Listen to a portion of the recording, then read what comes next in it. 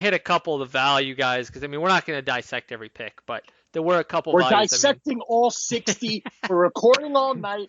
Go get some coffee. Tell Flo you'll see you later. We're going to talk draft till we fall asleep. I was going to say something worse.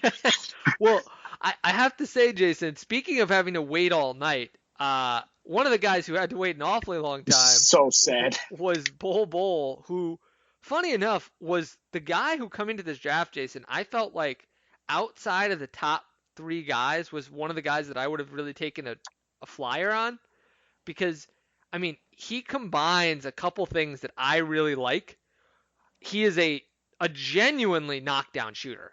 I mean, his shooting numbers have been consistently above average at every stage of his career. Was a phenomenal shooter, and by the way, Jason had one of the highest efficiency numbers of any player in Division One in the time he played for Oregon. I mean, I think some people looked at the eye test and said that he didn't look quite right, but when you looked at the deeper numbers, he was putting up some numbers out in Oregon. So I was shocked at how he fell. Loved the pick for the Nuggets. I mean, you can't get better value there than a guy like Bol who just projects to me as the perfect modern big man. I mean, at the end of the day, that is about as good a value as you can get. If he pans out, he does pretty much all the things that you're asking a big man in today's league to do. He can defend the rim. He is quick enough to be able to defend smaller players. He can shoot very well, and he's a good rebounder. I mean, he's skinny, but he can rebound at his size. He uses his size to get boards that other guys can't get to. And then, he has a little bit of nascent playmaking, Jason, which he put on display a couple times in Oregon. I thought that was an absolute bargain. I thought that might have been the best value pick of the entire draft by the Nuggets, and it would not shock me if that's a guy who could be a starter on an NBA team down the road. So I was in love with that pick. I really thought that was great value for the Nuggets, who quietly now have him and Porter Jr. from last year, who they got lower because of injuries. And now suddenly, if those guys get healthy and play to their potential, even one of them hits, Jason, that Denver's a dangerous team. Yeah, and they were the second seed in the West last year. So Bobo did land in a good spot. I do feel bad for him because leading up to the draft, when he was on the red carpet, got off the bus, and he looked like he was ready to star in Spider-Man Far From Home. He had a great outfit, a great gimmick, and then he just sat in the green room. And then towards the end of the first round, he left. I mean, you really have to feel for the kid. Yeah. The son of Manute Bol, his father is unfortunately no longer with us. Looking forward to this moment his whole life. Ends up knowing that he's going to get picked in the middle of the second round, comes back out, gets to shake Mark Tatum's hand. It wasn't Adam Silver, but he goes to a great situation. So hopefully it does pan out with these young kids, Porter Jr. and Bol. I originally thought when he was picked by Miami, I'm like, all right, he's going down to South Beach. He'll probably replace Hassan Whiteside, but no, got flipped to Denver. Great situation for him. And I thought you were going to talk about the tragedy of when Uncle Ben passed away, and he had to learn that with great power comes great responsibility. But a lot of tragic moments New for Age Bol. Marvel. No Uncle Ben. Okay, this is New Age Marvel. Happy Hogan. Okay, Nick Fury, Maria Hill. All right, this is not a Marvel podcast. I'm sorry. I have a lot of energy. Without further ado, before people think that they've accidentally turned into the Marvel podcast, hit me with one of the other value picks that you liked in either in the first or second round. Hey Ben. Yeah. Ben, I love you 3000. All right. No, I do like what the Celtics did, considering, everything they're losing with Kyrie Irving and Al Horford not expected back at Boston. I thought getting the combination of Carson Edwards and Grant Williams, two guards that can come in and essentially try and replace Kyrie Irving's production if he does not sign back, which is looking like that way. So, you join a young nucleus that includes Brown and Tatum, and then Gordon Hayward's there as the veteran. I think that there's room to play for both those guards in Brad Stevens' system. I think Danny Ainge is very smart, realizing the possibility that the Celtics may not be championship contenders this year, but they may be a fun team to watch, and they just added a couple of young pieces to add to that group. So I do like what the Celtics did. But for them having 3 first-round picks and not much to show for it, that's the problem. I think in a vacuum, the Celtics did not have a good draft, but those two players that I just said have high upside.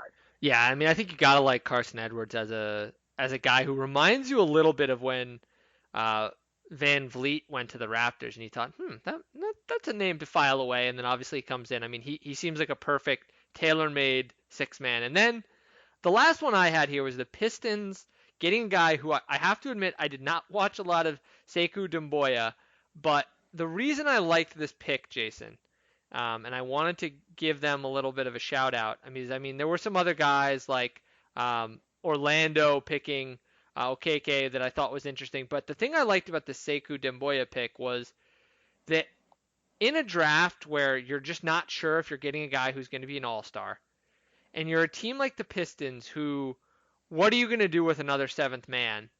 I love that they just took a shot. And this was kind of my same argument of why I didn't like the Hachimura pick for Washington is I love that they just took a shot there, Jason. I mean, maybe Sekou Doumbouya doesn't turn into anything. Maybe he never develops from where he is now, and he's just not an NBA player. At the end of the day, if you blow that pick, you blow the 15th pick, you don't get anything, so be it. But if he hits his ceiling, which is higher than the guys who got drafted ahead of him, Romeo Langford, Tyler Hero, PJ Washington, Cameron Johnson, Rui Hachimura, Jackson Hayes, none of those guys had the ceiling that Doumbouya does. And so to me, that's why I love the pick for Detroit. When you're a team where they are, you're a borderline playoff team, you need to have a couple guys hit. And I love the pick because ultimately, maybe he turns out to not be an NBA player, but if he is a guy and he ends up being an all-star, all of a sudden now you have a great player on your roster that you got for the 15th pick. So another pick I thought great value, great kind of flyer to take on him in the middle of the first round. So really enjoyed that pick. Thought it was a smart move by the Pistons who have been doing that. But Jason, enough on the NBA draft. We've spent long enough. We need to get Can to I free can I agency. can I just Please. give my zero of the week real Oh quick? gosh, please do. Oh, I can't wait for this one. Listen, we started with the Knicks, and we need to end with the Knicks because obviously a big story in New York sports was they quote unquote Oh, forgot to invite the New York Daily News to RJ Barrett's introductory press conference at the Garden. That is just a pile of mishmash. What is the front office doing? The Knicks are trying to shed that bad rap that Isaiah Thomas and Phil Jackson and James Dolan contributed to. They have two very smart basketball minds in Scott Perry and Steve Mills there, and then they get this negative publicity. So the Knicks PR staff, my zero of the week, real quick. This is nothing against RJ Barrett, but the New York Daily News has been a staple of New York sports media coverage for years, and I know that they've fallen off a little bit, and they're more digital than they were before. But you have to bring that marquee newspaper to your press conference. I know you're mad at Stephon Bondi for giving yeah. the constant negative coverage, but that's just a slapstick move that kindergartners make when they're mad at somebody for not sharing their crayons at recess. That's what I add this up to. So the Knicks PR staff, you're my zero of the week, but the Knicks front office, nice job with RJ Barrett. Yeah, Dolan is just slowly making himself the most hated guy in New York sports history, He's which doling is out remarkable. punishments to himself. Now I'm banned from the Garden. Thanks, Ben.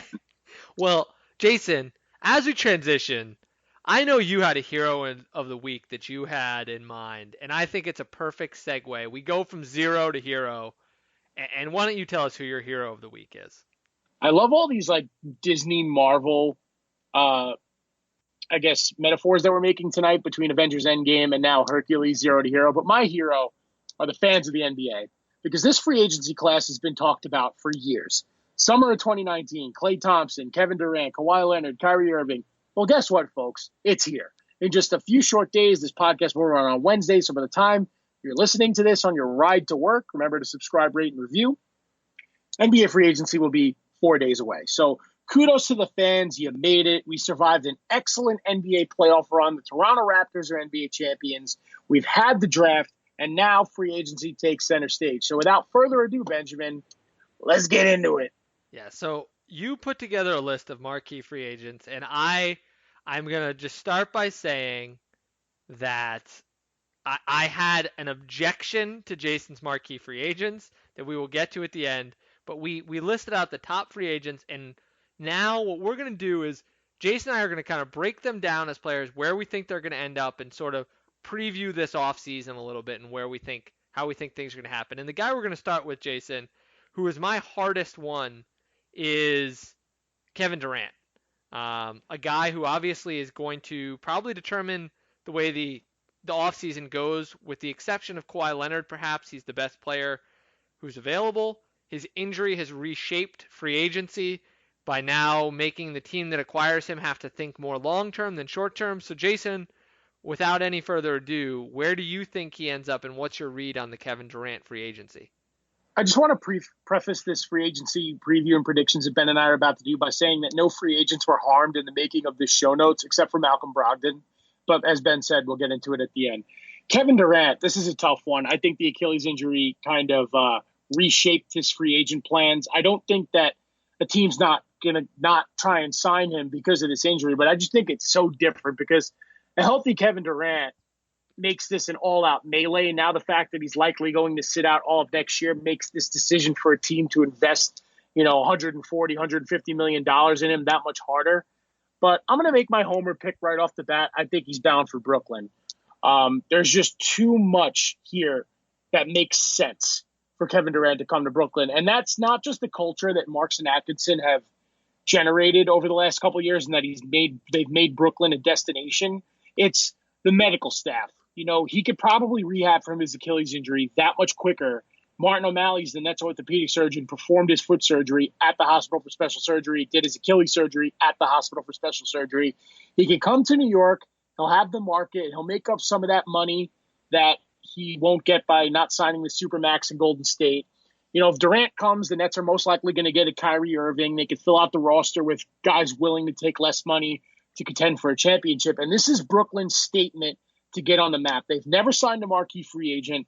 The best free agent they've ever signed was Travis Outlaw in the summer of 2010 when they missed LeBron James. Oh, God. Every star the Nets have had in their history, Irving, Coleman, Kidd, Carter, Pierce, Garnett, Darren Williams, Joe Johnson, Brooke Lopez, they've either traded for or drafted. This is Brooklyn's chance.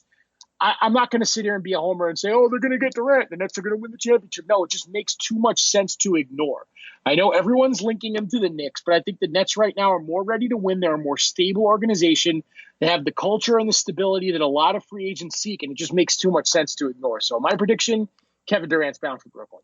So I'm not gonna lie, this is a little bit of a cop out. I have no idea where Durant's going. I have no feel for it. I don't think he's staying with the Warriors, but I do have a prediction nonetheless.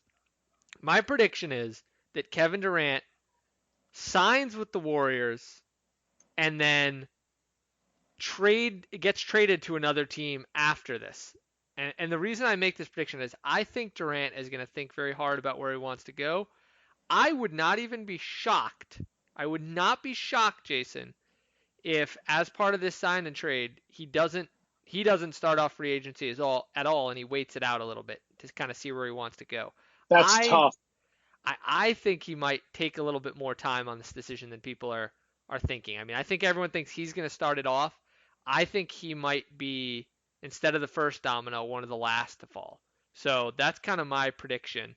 Well, he's going to set the tone, so that's tough. But I will agree with what you're saying. If he does re-sign with Golden State and then he says after the end of his rehab, trade me, at least the Warriors will be able to recoup some assets. But if you're a team like the Nets, the Knicks, the Clippers, and you give up the farm for Kevin Durant when you could have signed him outright, I don't know if his value is going to be as high. So it is an interesting scenario. So you say sign and trade, not sure to where. I say Nets.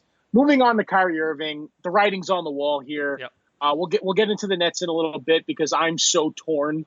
The talk in the NBA this week is who should the Nets sign, D'Angelo Russell or Kyrie Irving? It's been a debate all over media this week. We're going to add to it.